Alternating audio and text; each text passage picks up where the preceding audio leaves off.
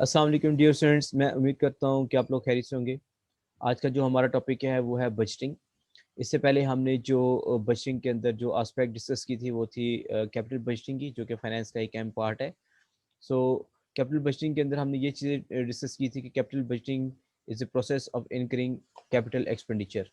आज का जो हमारा टॉपिक है वो प्योरली जो है वो हमारा अकाउंट्स का वो सब्जेक्ट है, दैट इज़ बजटिंग के हम वो एस्पेक्ट देखेंगे कि जो अकाउंट्स के पॉइंट ऑफ व्यू से होंगी। सबसे पहले तो हमने ये देखना है कि बजटिंग जो होती है वो इनफैक्ट होती क्या है। बजटिंग जो होती है, budgeting is a key aspect of management accounting and particularly impacts of the areas of planning, control and performance management या परफॉर्मेंस मेजरमेंट। सो डेफिनेशन में आ जाएगा, a budget is a plan that is express in money for a forthcoming accounting period. अगर हम इसके first जो intro है उसको देखें, तो बजटिंग जो होती है that is a key aspect of management accounting and particularly impacts on the areas of planning, controlling and performance management.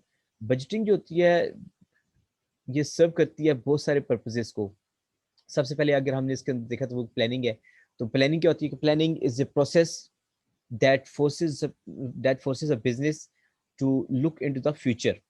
ठीक है, हमने ये बिजनेस के अंदर ये प्लान करना होता है कि हमने फ्यूचर के अंदर हमारी फोरकास्टिंग क्या हो सकती है, हमारी फंड्स की रिक्वायरमेंट क्या हो सकती है, हमारे एक्सपेंडिचर जो है वो क्या क्या हो सकते हैं और कहाँ कहाँ हो सकते हैं। इसके अंदर एक और पर्पज सर्व होता है, दैट इज कंट्रोलिंग। कंट्रोलिंग क्या होता है कि बजट के अंदर हम हर चीज़ों को प्लान करते हैं।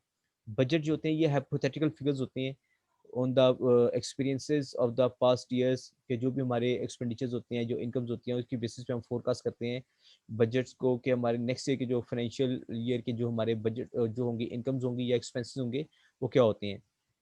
once things are planned by the end of that process, that financial year, जो हमारे एक्चुअल रिजल्ट्स होते हैं that are compared with the planned results.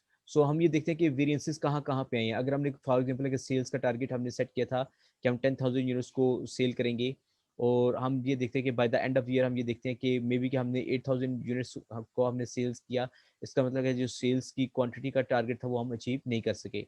लेकिन on the other hand sales को टारगेट जो है वॉल्यूम के हिसाब से भी हो सकता है कि फॉर एग्जांपल अगर आपने 10 मिलियन की सेल्स करनी है, तो by the end of year it may be 8 million और इट मे बी 12 मिलियन। तो हम ये देखेंगे कि इसके अंदर जो वेरिएंसेस आ रहे हैं उसको इन्वेस्टिगेट करेंगे कि क्या क्या आया, कि ऐसा क्यों हुआ कि हमारी सेल्स कम हुई, या ऐसी क्या चीज़ आई कि हमारी सेल्स ज़्यादा हुई। That is what controlling.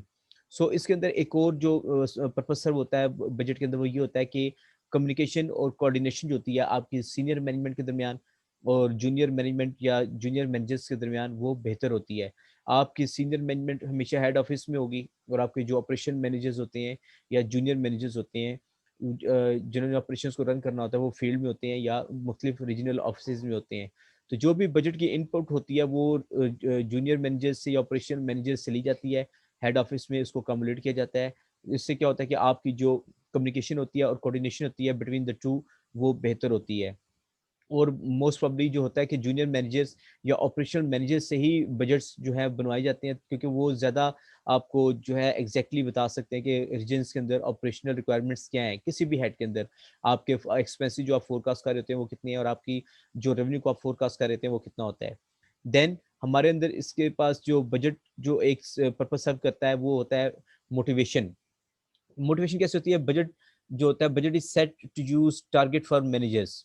Budget में तमाम मैनेजर्स, चाहे वो आपका प्रोडक्शन मैनेजर है, चाहे वो आपका फाइनेंस मैनेजर है, चाहे आपका वो आईटी मैनेजर है, चाहे वो एचआर मैनेजर है, उनको एक टारगेट सेट किया जाता है कि आपने ये गोल्स, ये टारगेट्स अचीव करने हैं।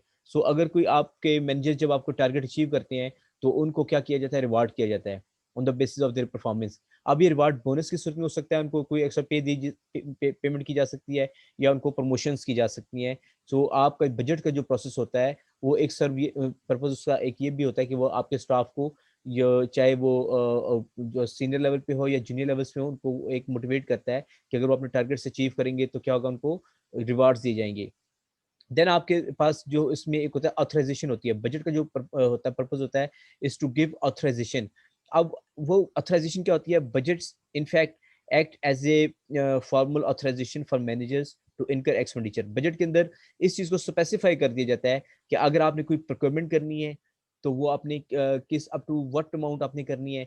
अगर आपने कोई रेवेन्यूज जो आपने को का टारगेट दिया जाता है आपको कि आपने इतने रेवेन्यूज अचीव करने हैं, उसके बाद आपके जो एक्सपेंडिचर होते हैं, ठीक है। देखिए ना, रेवेन्यूज की बात ये होती है कि जब आपके पास फंड्स आते हैं, रेवेन्यूज आते हैं आपके पास अकाउंट्स के अंदर, तो आप उसको कहाँ किस हद तक मेंटेन कर सकते हैं। अब इसके अंदर भी डिफरेंट लेवल्स होते हैं। अगर एक मुकर्रा अमाउंट से आपकी जो रेवेन्यूज होते हैं वो बढ़ जाते हैं, तो वो आपको हेड ऑफिस को ट्रांसफर करने होते हैं। इस तरह एक्सपेंडिचर्स में बता दिया जाता है कि अगर आपने कोई 100,000 तक का एक्सपेंडिचर करना है, तो क्या आप उसको खुद से कर सकते हैं या उसकी अप्रूवल आपको हेड ऑफिस से लेनी पड़ेगी। तो बजट के अंदर बहुत सारे टारगेट्स आपके पास सेट कर दिए जाते हैं। फिर उसमें ये देखा जाता है कि अगर आपके पास कोई रिपेयर एंड मेंटेनेंस के बजट्स होते हैं या आपके पास रिप्लेसमेंट्स के बजट होते हैं, एसेट्स अगर आप रिप्लेस कर रहे हैं तो उसका बजट आपको दिया जाता है। अगर आप उसकी कोई रिपेयर एंड मेंटेनेंस कर रहे हैं, कोई उनकी रेनोवेशन कर रहे हैं, तो उसका बजट आपको दिया जाता है। अगर आपके पास कोई डेवलपमेंट के प्रोजेक्ट्स हैं, डेवलपमेंट क्या होती है, नए प्रोजेक्ट्स, नए नेटवर्क्स को आपने ले करना होता है, अगर उसका तो उसका बजट आपको दिया जाता है। देन आपके पास रिवाइज्ड बजट्स भी होते हैं सम टाइम, अगर आपके जहाँ पे आपका एक्चुअल एक्सपेंडिचर बढ़ जाता है, प्लान एक्सपेंडिचर है, देन आपके रिवाइज बजट्स भी आपको दी जाते हैं। तो उसकी ऑथराइजेशन भी बजट के अंदर सेट की जाती है कि जो रिवाइज एस्टिमेट्स होंगे या रिवाइज बजट्स होंगे, उनकी अप्रूवल आपको कहाँ से मिलेगी, किस फॉर्म से आपको मिलेगी। देन इसके अंदर आपके पास जो बजट एक पर्पज सर्व करता है, दैट मे बी इवेल्युएशन। अब क्या होता है कि आपकी रिस्पॉन्सिबिलिटी काउंटिंग जो होती है वो डिवाइड कर देती है आपके ऑर्गेनाइजेशन को इनटू बजट सेंटर्स, या इसको आप कॉस्ट सेंटर्स कह सकते हैं। फॉर एग्जाम्पल ये क्या चीज़ होती है, अगर मेरा मुख्तलिफ रीजनल ऑफिस हैं पूरे कंट्री के अंदर, तो हम देखेंगे कि जो हमारा सिटी है, अगर लाहौर सिटी है, तो उस वहाँ पे जो हमारे मैनेजर है वो क्या अर्निंग कर रहे हैं और उनकी ऑपरेटिंग कॉस्ट कितनी है। इसी तरह जो हमारे साउथ में कराची में जो हमारे ऑपरेशन मैनेजर हैं, वहाँ पे जो हमारा रीजनल ऑफिस है उसकी कॉस्ट कितनी है और उसके रेवेन्यूज कितनी है। तो हर जो हमारा डीडीओ या ड्राइंग एंड डिसबर्समेंट ऑफिस होता है, जो ड्राइंग एंड डिसबर्समेंट ऑफिस ये होता है कि जो अपनी पेमेंट्स को खुद से डिसबर्स कर सकता है किसी भी प्रोजेक्ट के अगेंस्ट, या रेवेन्यूज को कलेक्ट कर सकता है। तो हम ये देखा जाएगा जहां जहां पे हमारे कॉस्ट सेंटर्स हैं, उनमें से कौन जो है अपनी ऑपरेशन कॉस्ट मीटअप कर रहा है, कौन प्रॉफिट में है और कौन लॉसेज में है। सो बजट जो होता है वो इस तरह की वो टारगेट सेट कर देता है कि वो आपके इस तरह का ऑर्गेनाइजेशन को डिवाइड कर देता है कॉस्ट सेंटर्स के अंदर, कि हाँ हर डीडीओ या हर इंजीनियर ऑफिस की क्या कर सकते हैं, आप परफॉर्मेंस को क्या कर सकते हैं, एवेल्युएट कर सकते हैं। देन आपके पास जो है परफॉर्मेंस मैनेजमेंट के अंदर जो देखे ना, हमने क्या पढ़ा, बजटिंग इज की aspect of management accounting and particularly impacts on the area of planning controlling and what performance management. अब परफॉर्मेंस मैनेजमेंट के अंदर हम क्या चीजें देख सकते हैं कि उसमें बजट जो सेट किया जाता है, बजट के अंदर एक बेंचमार्क सेट कर दिया जाता है। फॉर एग्जाम्पल अगर आपका सेल्स बजट आपको बता दिया जाता है कि आपने या तो 10 मिलियन की सेल्स अचीव करनी है, मे बी ये वॉल्यूम में है, और या फिर आपको बता दिया जाता है कि आपने 10,000 यूनिट्स या मे बी के 20,000 यूनिट्स आपने सेल आउट करनी है।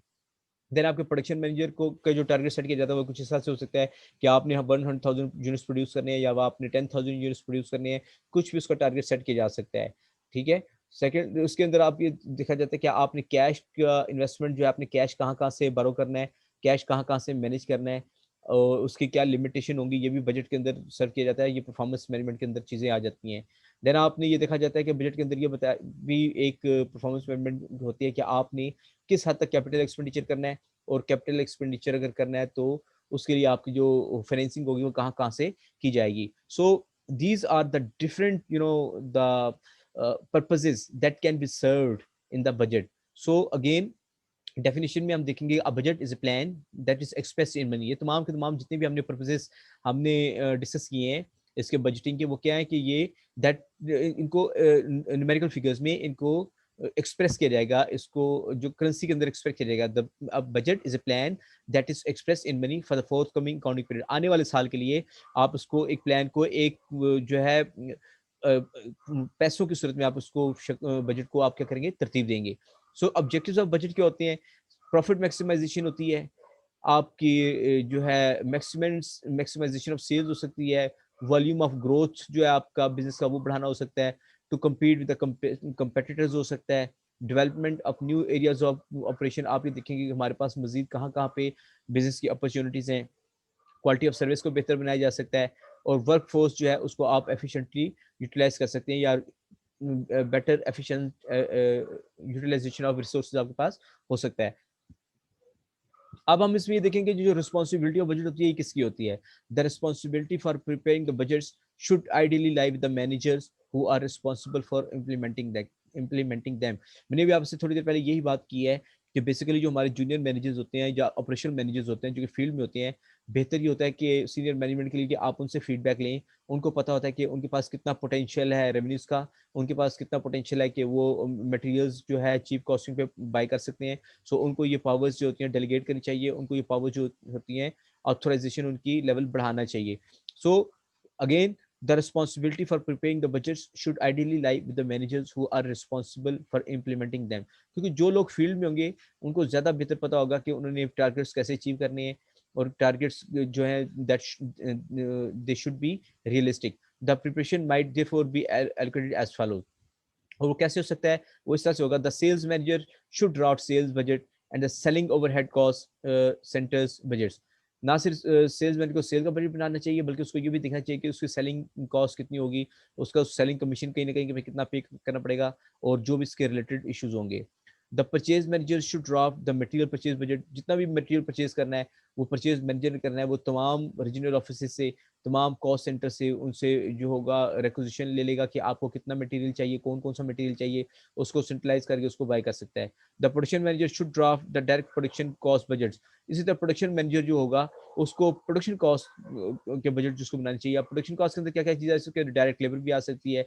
उस मटेरियल परचेज वाला से मटेरियल परचेज का बनाएगा, जबकि प्रोडक्शन मैनेजर होगा वो टोटल का बना रहा होगा, उसमें वो मटेरियल के परचेज से भी इनपुट ले रहा होगा, वो डायरेक्ट लेबर या लेबर बजट भी बना रहा होगा, या फैक्ट्री ऑफ हेड्स या उसका भी बजट बना रहा होगा। सो आप लोगों के साथ मैंने डिस्कस किया कि ये जो बजटिंग इम्पैक्ट होती है क्या है, इसके पर्पसेस क्या होते हैं, इसके ऑब्जेक्टिव्स क्या होते हैं, और इसकी जो रिस्पॉन्सिबिलिटी किसकी हो सकती है। फॉर एग्जांपल हमने इसको डिस्कस किया इन चीज़ों को, और जो पर्पसेस हैं, purposes to prepare the budget वो क्या हो सकते हैं। सो ये बजट वो बजट हैं जो आप किसी इदारे का बजट बनाते हैं, जो आप किसी कंट्री का बजट बनाते हैं। ये सारी चीज़ें इस तरह से इसको फोरकास्ट की जाती हैं। इससे पहले जो हमने बजटिंग डिस्कस की थी वो एक इदारे के अंदर होती है कि किसी भी प्रोजेक्ट को आपने किस तरह से वैल्यूएट करना होता है। ये बजटिंग जो है ये डिफरेंट है। ये है कि आपने ऑर्गेनाइजेशन लेवल पे बजट कैसे बनाना, ज़ाहिर है आप और किसी भी ऑर्गेनाइजेशन में जाते हैं, आप उसका बजट बनाते हैं पूरे साल के लिए। देन आप उसको चीज़ों को प्लान करते हैं।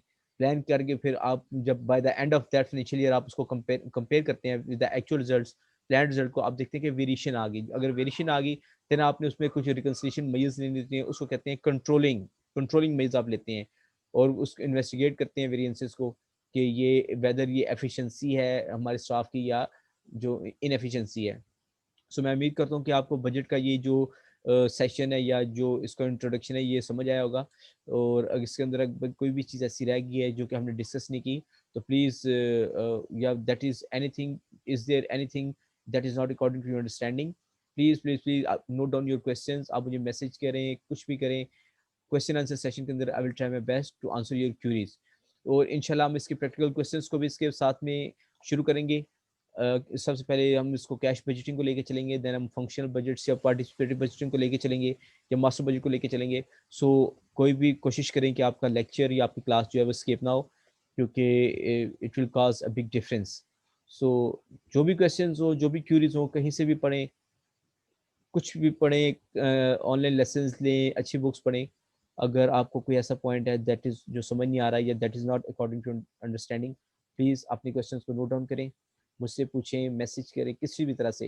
आई will try my best to answer your queries in the question answer session. Thank you very much. अपना बहुत ज़्यादा ख्याल रखिएगा। अल्लाह हाफिज़।